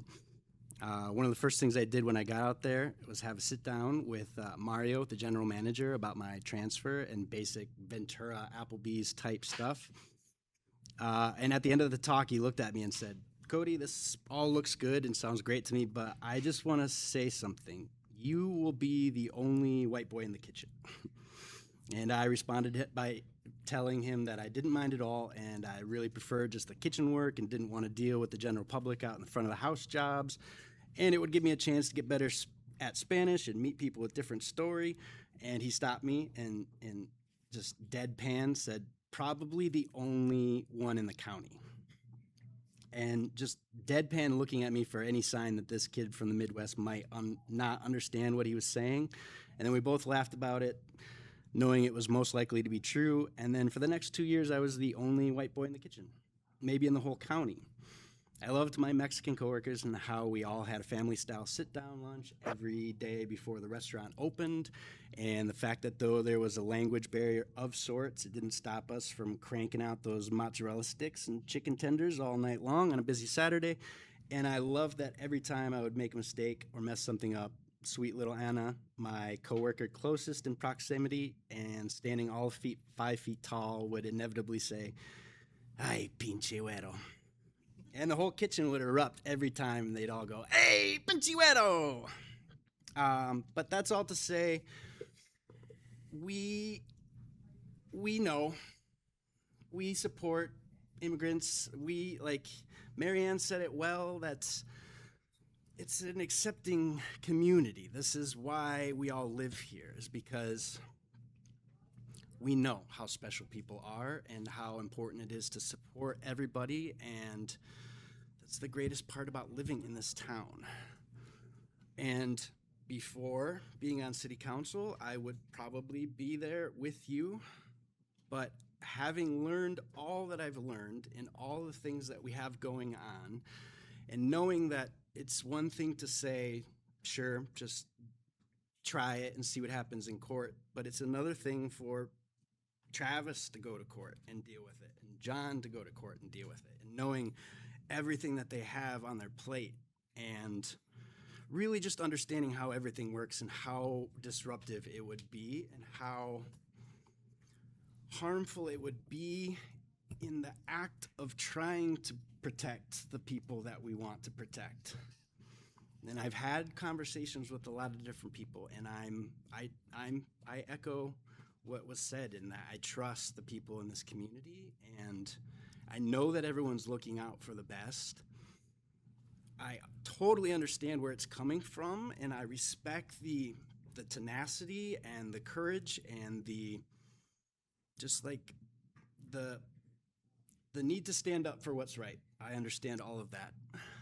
And last time around, it was a really hard thing for me to vote down. This time, I don't find it as difficult to do because it doesn't make strategic sense. And there's a million other things that we could be putting all of this excellent energy into. And I know that I, for one, am sick of hearing that we need to just vote But at the same time, we could flip this state in like 2 months, 3 months, and that's where we should be putting our energy. And this has me questioning my own identity and what I have thought this whole time around. But if we're looking at strategy and not just identity and ego and all of that, it's just, I'm gonna have to vote no. But it's not because I don't believe in it, and it's not because I don't think that we need to protect people. I think that the three cities that we constantly are given as Chicago and Minneapolis and Boston they're false equivalencies. They have control over their city, county, and state government. We have none of that. We can't even regulate Airbnbs in this town. So it would actually make it harder to protect the people that we want to protect if we get blowback from the state and Proud Boy thugs come to our town to make an example of us, and we have nothing to go after them with.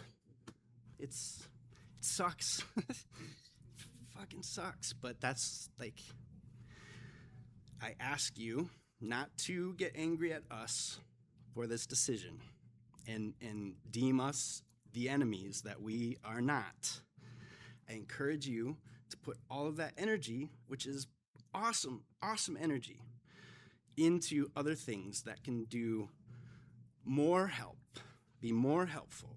And I printed out a whole bunch of packets. It's a chapter from a book called Blueprint for Revolution, and it's all about nonviolent ways of getting as many people together to make change in the world as possible, and how to not just look at other places and what they're doing, but how to take inventory of our unique circumstances, our specific situation, and how to apply that to what we're trying to do. So whether or not you want to take any, I'm going to leave them up here for people to grab. And just thank you for the work that you're doing, and I appreciate it. And I hope that we can all still be respectful and friendly. But and I also thought, well, I could just vote yes, save face. But even that, I don't believe it, and I'm not gonna vote yes for it because I can't. I can't do that. I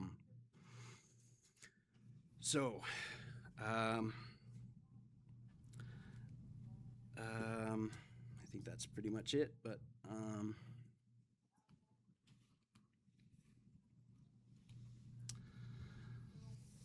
I think that's all that I'm gonna say. But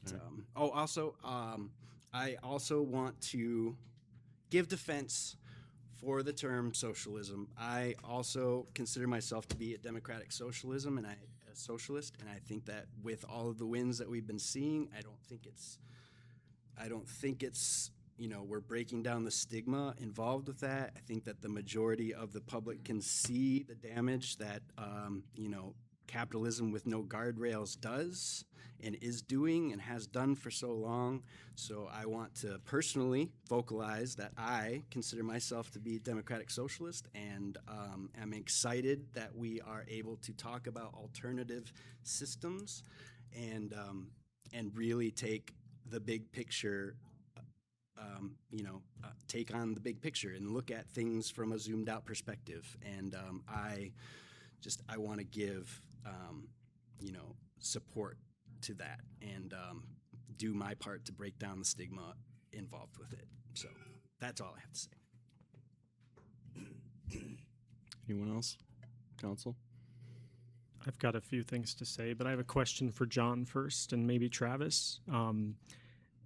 Historically, we've been requested to make motions in the affirmative, and is that your guidance as staff?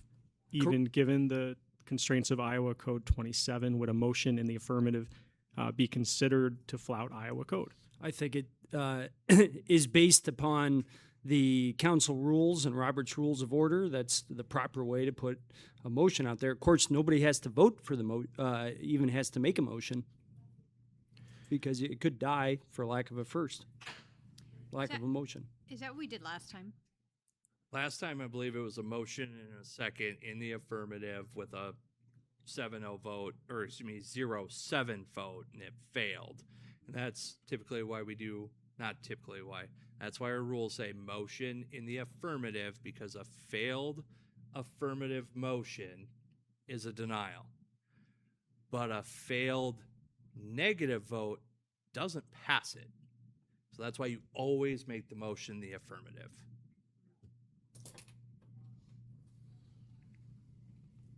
Okay, well, if there's not a need for a motion on the table, then I'll just make my comments as we sit here. I first want to say thanks to the members of the Human Rights Commission who've been working extremely hard and diligently in these past few months to host community conversations on these incredibly important issues. And I want to thank advocates in our community on both sides of the separation ordinance for their participation in the democratic process. I do think that these kinds of conversations are vital, and sometimes I'm frustrated when local governments and governments at every level avoid hard conversations rather than having them. And so I think it's important that we're doing this, and I'm truly grateful to those who've made it possible. I'm going to say something else that I hope isn't controversial. I mean, I hope that's true of a lot of what I say, but we'll see. Every single person in this community, every single one, whether they live here or they're visiting, who comes into contact with our local government deserves dignity, fair treatment, due process, and absolute respect for their constitutional rights. That's an ideal worth striving for. I hope that's something we all agree on. And of course, as is clear tonight, we don't all agree on the best way to move closer and closer to that ideal at the local level with regard to Decorah's immigration-related policies and police-related policies. Now, here's something else I believe. Much of what is happening at the national level, especially with regard to immigration enforcement, is not okay. This is a point that has been made clearly tonight by some of my friends to my political left, and this is a reality that seems to be increasingly recognized by many of my friends and family on my political right. Public officials, of course, do not get to excuse themselves of moral responsibility simply because the bad conduct is happening out there under some other level of government or outside the narrow bounds of our elected responsibilities. At the same time, moral urgency does not relieve us of the responsibility to exercise good judgment. We have to ask ourselves as a council whether the ordinance that's been proposed is lawful, whether it will work, and whether it will actually help the people we want to help. This ordinance, I believe, does not meet those tests. It appears to conflict with Iowa law. It could draw Decorah into a costly legal and political fight that we are not the best equipped for. It would draw attention to our community with consequences that would likely fall hardest on the very people that this ordinance is intended to protect. In addition, I'm not comfortable with how this ordinance frames the relationship between the public and the public servants who work in the police department, at the sheriff's office, and in our county jail. Last summer, when this was last being discussed, I spent a lot of time talking to our city staff, to our county sheriff, to our chief of police, and to the director of the county jail. I toured the jail, and I really tried my hardest to understand exactly what happened to folks after they've become detainees of the Decorah Police Department. Because I believe that as a city, it is a moral responsibility to honor and recognize and uphold the rights of all those in our custody. And that's especially true with regard to detainees in custody.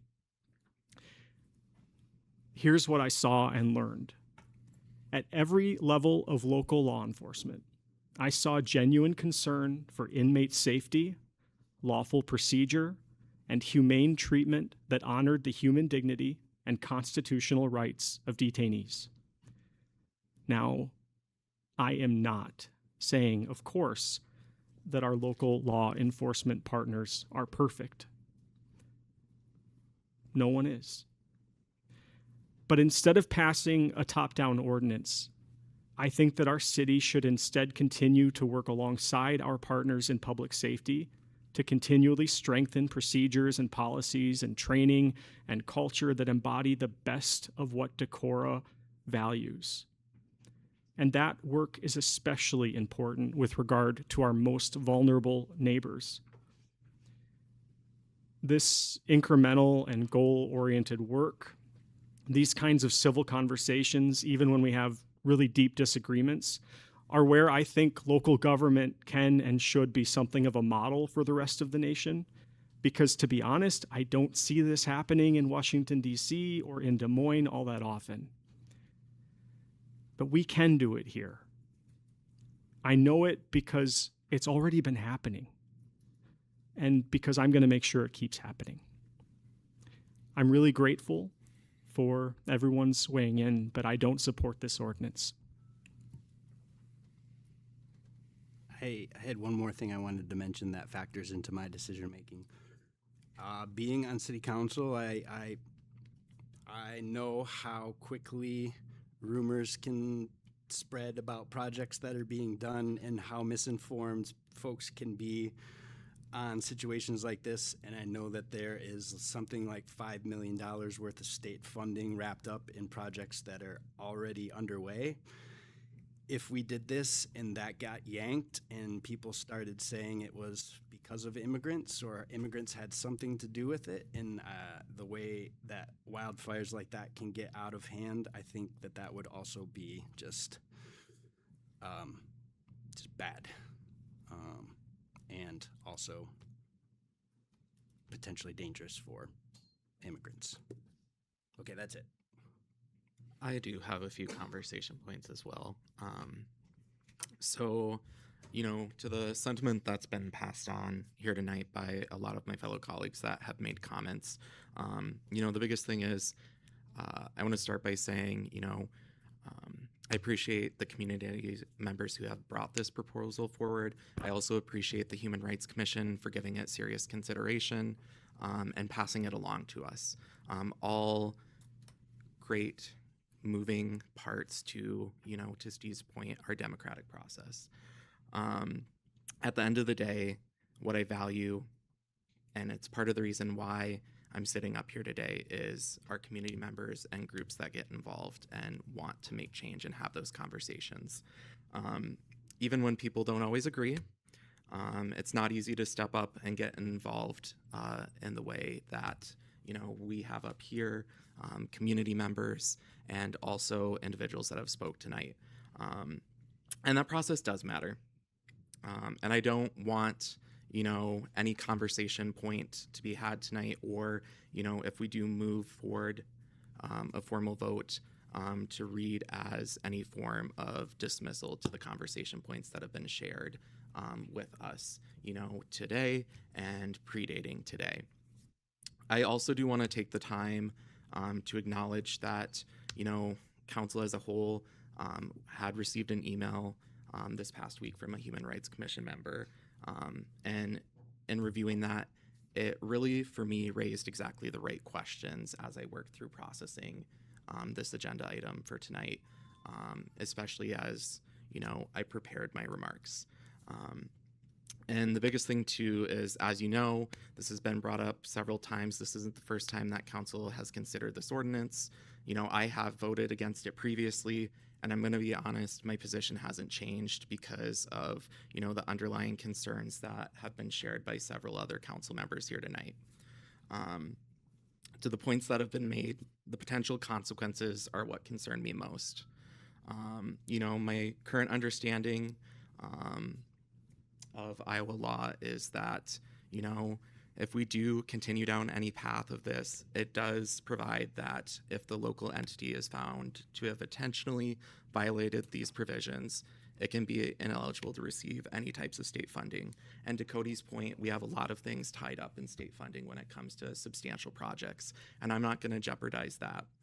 That's a risk, again, that I'm not willing to accept for our city without being fully confident we're on solid legal ground, and I'm not there. And if we were to move forward and end up in a legal dispute over this, we would also be taking on real legal costs and on top of that funding risk. We are already potentially facing hard decisions, as you've heard over the last couple meetings and last couple months on the budget side of things, and we may continue to have to make those hard decisions due to state legislative changes that have happened this last legislative cycle. I'm not willing to layer that kind of self-inflicted risk on top of what we're already navigating. At the end of the day, this next part, I'm going to be honest and upfront on something. This is my personal perspective and my personal perspective alone. I don't agree with a lot of what's happening at the federal level when it comes to the conversation points that we've had tonight. That's a personal view, and it's not why I'm voting the way I am voting tonight.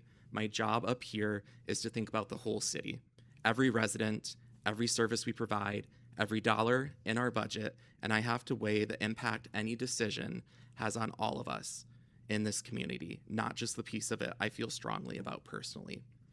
At the end of the day, I just want to say thank you and to my colleagues that have made some great points on tonight in the conversation we've had, and overall community members, Human Rights Commission, who've engaged on this topic matter. And I take it very seriously, even though the outcomes may not be what those in this room wish they would be.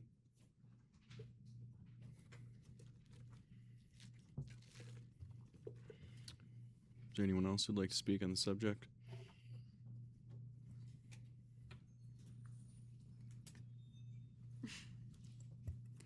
I guess we're all talking.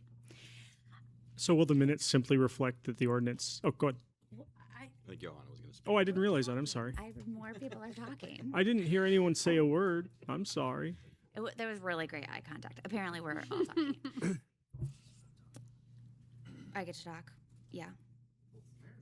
Yeah. Okay, cool. While I do not agree with our federal administration's immigration enforcement tactics being utilized right now, and I view in horror the violence being used by ICE, this ordinance in front of us is not a policy vehicle that fits Decorah. I am also full of gratitude for concerned citizens showing up, engaging in this process, being passionate, spending and investing valuable time and resources, all to protect our immigrant neighbors. And I am open to engaging in future efforts in different strategies to support immigrants. This is not the policy we need now and in Decorah.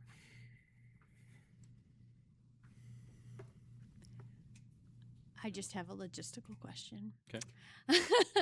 I feel like I have said all I need to say. I don't need to add. I really appreciate everything that has been said here tonight, truly, from the bottom of my heart, from everything that everyone has said.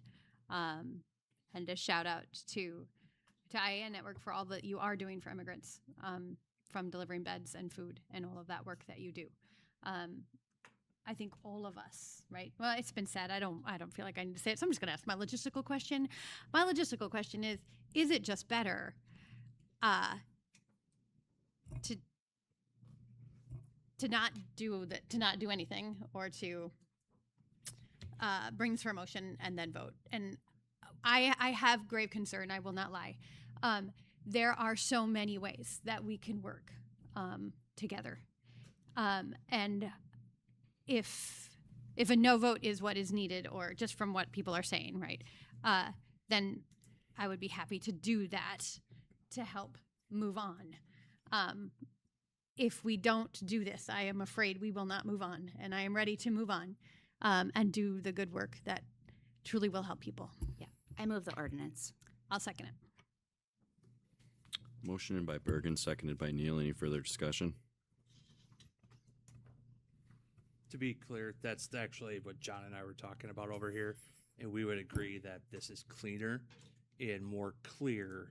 Again, the motion was made in the affirmative to pass the first reading, so if you vote in the negative, then the motion fails, and we're done.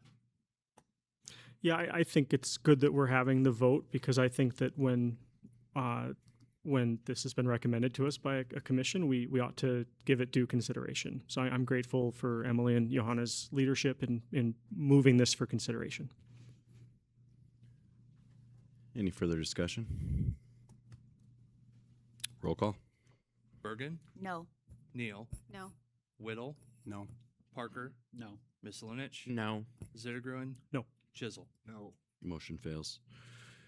Item 13, board and commission vacancies. Tree board. Shame on you, council, for your inaction. We will continue fighting for immigrant rights. Item, A, tree board. B, historic preservation commission. C, human rights commission. D, communication utility board. E, planning and zoning commission, which will be upcoming. We did have a pending resignation, correct? Correct, yep. Okay. I do have a couple leads here on B and D, so that's good. And thank you to everyone who we did fill quite a few of those positions here in our consent agenda, so I was happy to see people. Apparently the word's getting out, so appreciate council or whomever is talking to people. Item 14, discuss and consider action on offer to settle Alliant billing dispute related to public records request. Council may consider going into closed session pursuant to Iowa Code Section 21.51C to discuss strategy with council in matters that are presently in litigation or where litigation is imminent, where its disclosure would be likely to prejudice or disadvantage the position of the governmental body in that litigation. Travis, do you want to give some just brief background on that? Real quickly, council was all distributed the potential settlement agreement. If the council wants to discuss further, again, this can go into closed session for potential litigation, but we don't have to. If the council instead wants to make a motion and a second to approve the settlement agreement as sent to you, it then becomes, once it's acted upon, then it's a public record. I have a question before anyone makes any particular motion. When the settlement agreement was sent to us, I'm just curious, is it something we can talk about openly or the language of it? Okay, I can discuss it. Yeah. That's wonderful. So, I leave that up to the council. I understand. I'm not afraid. Yeah. I ain't afraid. I think that it is a good business decision on behalf of the Decorah taxpayers to accept the settlement as offered, and I'm grateful to our staff for negotiating what I do not think is a fair conclusion to this dispute with Alliant over the money that I believe they owe us, but one that will serve the interests of Decorah residents and community members the best.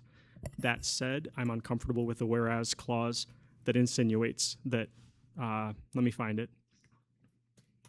And I know we don't usually like to argue about whereases, but I think people deserve governments that say things they believe are true. And I don't agree with the fourth whereas, that the parties each acknowledge and agree that this agreement represents a fair and reasonable resolution of the matters in dispute. And I would like to see it eliminated. And so I'm curious if other council members are okay with a motion to pass the agreement without that whereas. Thanks, Steve. I would be 100% on board with eliminating that. I think this is a sum that works because it saves the taxpayer. It is not fair to the taxpayer. It is not fair that Alliant essentially gets to stiff the city $20,000 that they owe us after essentially marketing a vote with lies and misinformation. with hundreds of thousands of dollars in our community. It's funny to think about just the juxtaposition of these two things, and thinking about Alliant and the ways in which they have propagated injustice here, but also thinking about home rule and our inability to even do something as simple as choose our own energy provider and what's in our best interest for our energy. I'm frustrated by this. It is time to let it go. Fights are worth having, but so is the time to know when it is time to be done fighting and to move forward in the best interest of everyone. And so, while it pains me, because I think Alliant is once again stealing from our community, I will agree to the $40,000, and I would like to see the whereas taken away. All right, Mayor, is it okay if I make a motion then? Yeah. All right, go ahead. Well, let's let legal talk here. That's fine. If you want to strike that, that's fine. Technically, Hornbook rule, that's a counter offer, rejecting their offer. Just so you know, I would hope Alliant wouldn't reject it because of that. I'm just making you aware of that. Yeah, I just don't think if our word means something that, I don't know how the people can trust us if we say things that I just don't think are true. So I can't support the motion as written personally. So I would like to move.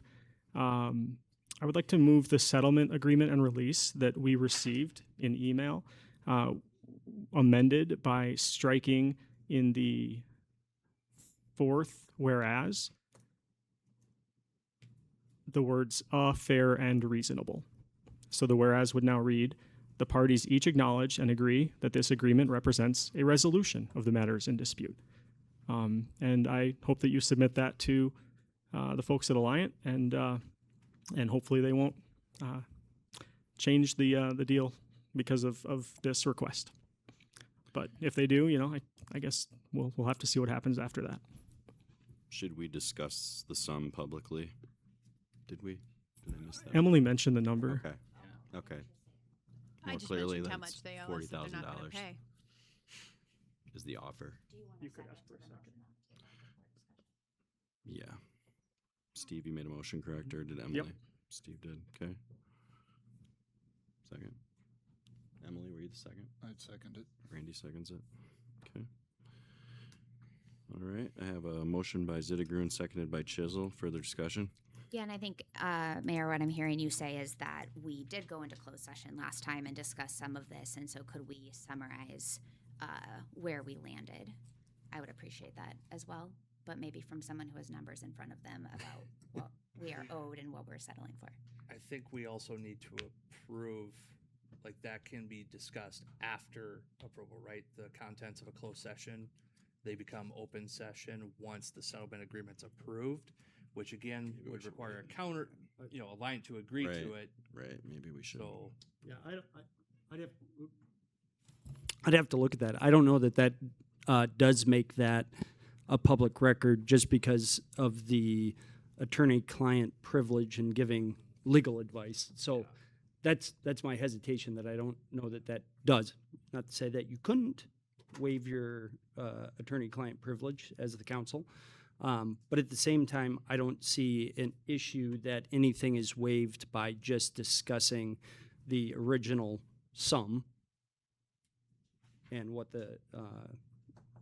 it's already been discussed or mentioned what the actual settlement amount is. And to be clear, the settlement agreement will become part of the public record at some point. I would assume that. Yeah, after you if you approve it today, based upon. Because it's important that the public understands the nature of the agreement. Yeah, good. It's not confidential, and I made that clear with Alliant that it would that there should not be a provision in the agreement that it's confidential. Okay. So our media partners and members of the public who are curious can reach out to staff with questions about the contents of the settlement agreement. reach out to Carrie. Yeah, don't call Travis. Yeah. Leave me alone. All right. Any further discussion? Roll call. Zittigrun? Aye. Chisel? Aye. Parker? Aye. Miss Lynch? Aye. Bergen? Aye. Whittle? Aye. Neal? Aye. All right. Motion passes unanimously. Any other matters? Discuss? Motion for adjournment? So moved. Thank you.